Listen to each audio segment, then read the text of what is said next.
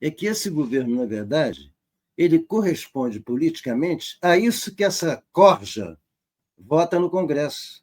O arcabouço fiscal, que ele diz que é uma vitória a gente aprovar o arcabouço fiscal não é uma coisa de um governo popular e democrático, é uma coisa de um governo conservador, privatista e subalterno ao chamado rentismo parasitário. E, no entanto, o governo conta com uma vitória própria. A tragédia é essa. O simbolismo de esquerda do governo Lula, na verdade, ele é um simbolismo que mascara uma prática conservadora. Então, nós vamos estar submetidos daqui a pouco, na medida em que até setores progressistas embarcam nessa história. Não, é preciso barrar a ameaça fascista vinda do bolsonarismo, com ou sem Bolsonaro, e não há um outro nome para fazer isso que não de Lula. Tudo bem. Só que o acordo para fazer esse apoio com o Lula não pode ser o de aceitar o que o Lula quer como única posição válida. Porque a mídia conservadora, competentemente, faz o trabalho de lavagem cerebral para convencer a massa ignara, o senso comum imbecilizado, que o limite de ser esquerda no Brasil é o governo Lula. Não existe nada à esquerda do governo Lula. O governo Lula é esquerda. Então, a imagem que fica para o chamado qualquer do povo é o seguinte: mas peraí, se isso é a esquerda possível, então eu vou para a extrema-direita, porque ela é igualzinha ao centro. Ela faz tudo aquilo que eu quero acabar, ou seja, não é por acaso que a extrema-direita se apodera de uma bandeira que sempre foi da luta anticapitalista da esquerda, o contra tudo isso que está aí. O contra tudo isso que está aí nosso era na defesa dos direitos sociais que o tudo isso que está aí tentava demolir. Nós usamos o contra tudo isso que está aí com a ideia de que desconstruir e superar o regime capitalista era uma necessidade vital, civilizatória da população brasileira.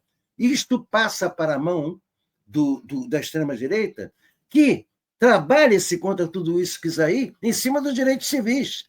Que também é outra parte que a esquerda embarcou com o identitarismo, que é o seguinte: a parte moral, porque existem duas partes. A política se faz em dois eixos. Uma pela posição moral e outra pela posição dentro do contexto em que você toma decisões. A violência pode ser necessária dependendo do contexto. Então, o contexto que você trabalha não pode ser esquecido. Quando você vai só pela moral, você começa a agredir preceitos morais conservadores em grande parte da sua própria base eleitoral. O trabalhador não é um cara modernoso de comportamento, de hábitos, ele é influenciado pela igreja, ele é influenciado. Então, você começa a assumir como bandeira progressista lutas setoriais desligadas da questão fundamental, que é a luta de classes, a luta contra o opressor maior, que é o grande capital, a favor dos oprimidos. E, nesse sentido, o governo Lula é o instrumento ideal que as classes dominantes podiam ter.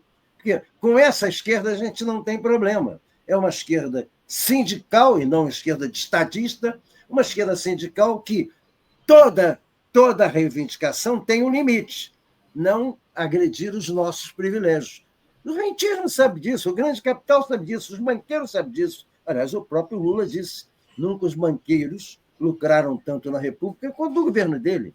E a verdade é essa. Não é que eu seja para reforma administrativa, não é que a administração pública não tenha que ter reforma. O que ela não tem que ter é contra-reforma. Uhum. Isso aí que está aí não é reforma, isso é uma contra-reforma. Contra-reforma é um conceito de categoria política, que é o seguinte: quando você faz uma transformação estrutural regressiva, isso não é reforma.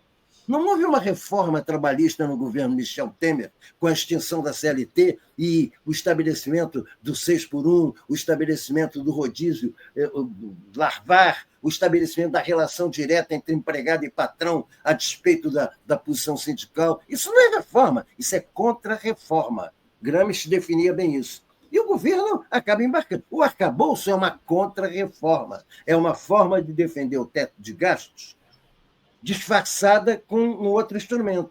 Então, objetivamente, nós estamos vivendo uma realidade que é bastante perigosa e, lamentavelmente, ficamos dependendo de algo que é trágico, porque o PT, simbolicamente para a população, é o partido maior da esquerda brasileira, e o PSOL, que se construiu como alternativa combativa pela esquerda, porque o PSOL nasce da primeira medida do governo Lula em 2003, que foi dar o motor de arranque contra os servidores da contra-reforma da Previdência, que veio a se completar no governo Michel Temer.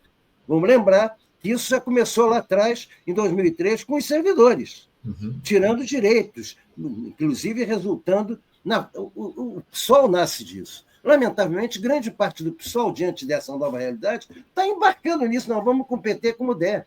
Federação, o eleitoralismo prevalecendo, e o governo Lula está conseguindo, antes de tudo, o seguinte: não fez nenhuma reforma estrutural fundamental, mas criou um clima de apatia na mobilização social,